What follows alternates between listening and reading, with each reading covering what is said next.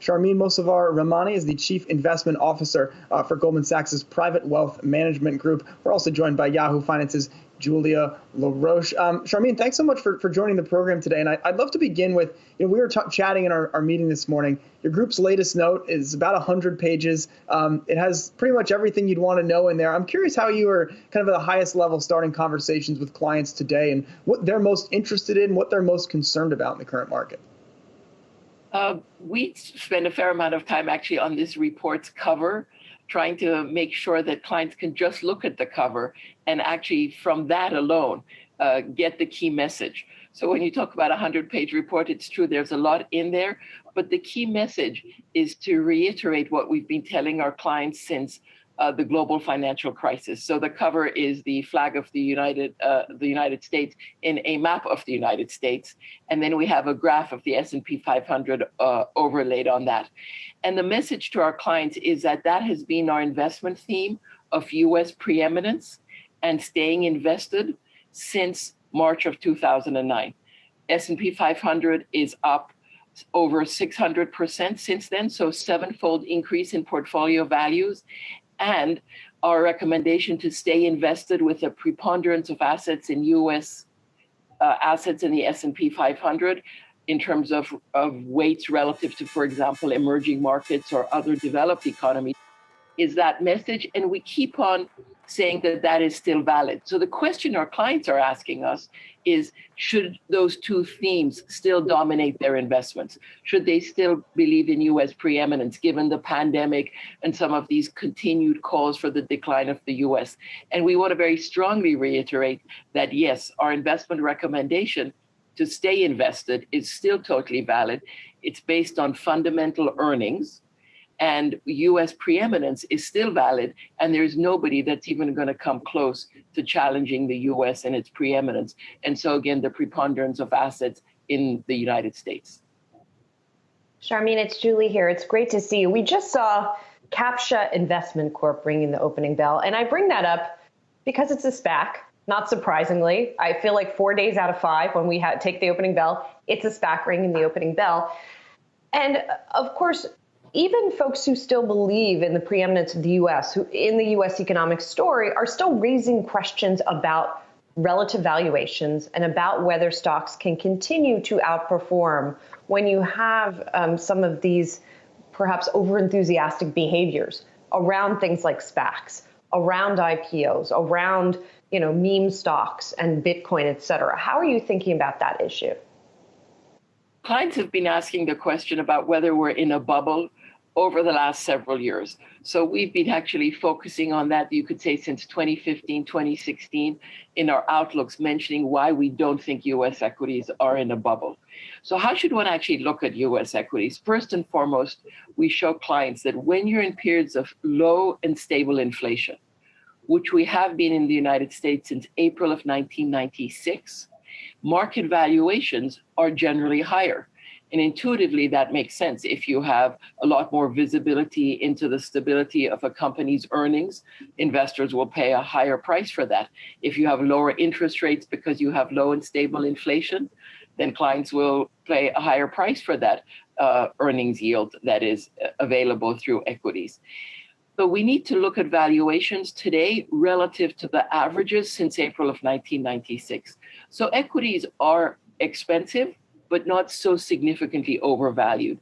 In fact, we have a chart, we look at a metric called explosive price behavior, and we actually don't see that in equities. Typically, it has to get to 90 to 100% for us to believe that we're in a bubble. We're now at 26%. So a long way away from being in bubble territory.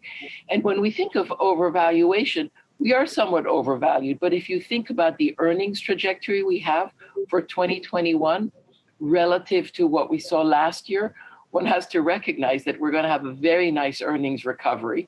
We're going to have well above average growth in the US, and we're going to have very supportive fiscal and monetary policy. So that's actually a good combination for an equity market that our base case is up 8% with some probability that it could be up in the mid-teens. So we don't think it's in a bubble. In addition, we have been telling our clients valuation alone is not a great signal for going underweight equities. So from March of '09 to the present, we have not once told our clients to go underweight equities. We've gone overweight like we did in February and March of last year, but we've never once gone underweight. The hurdle to go underweight should be very high for investors.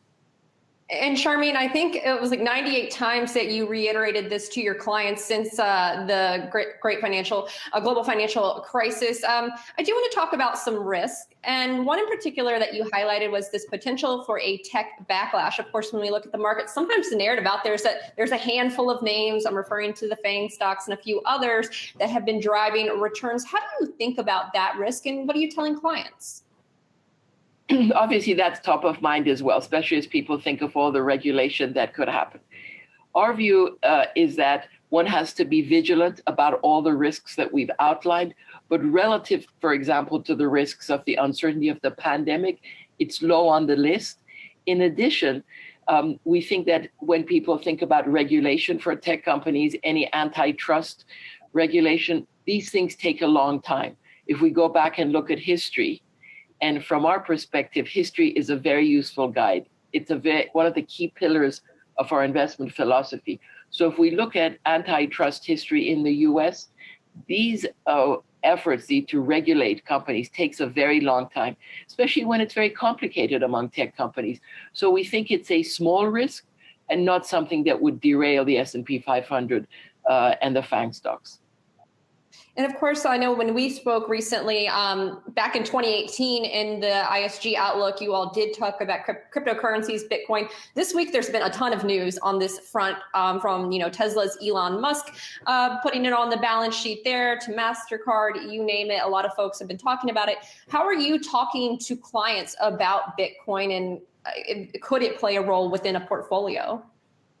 Obviously, with all these headlines over the last, I would say, several months, including this week, we're getting a lot of questions. Clients are trying to understand how they should think about it.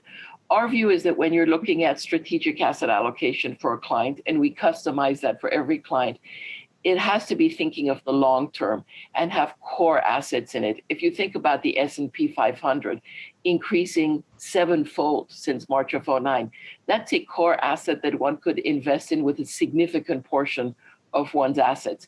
If people want to be more speculative and trade, they can certainly do that.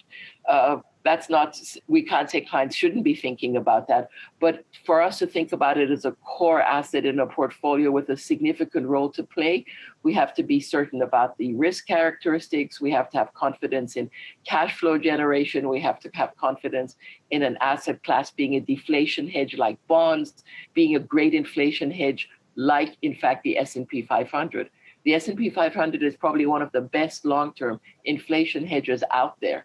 And when we think about long-term returns for the S&P 500, for clients who have a long investment horizon and can withstand some interim volatility, it's probably the best long-term asset to own. And so that's how we try to help clients think about it. All right, really interesting conversation on the back of what's been a very interesting and chaotic market of late. Sharmin Mossavar-Rahmani, Chief Investment Officer for Goldman Sachs' Private Wealth Management Group. Sharmin, thank you so much for joining the program today, spending some time with us.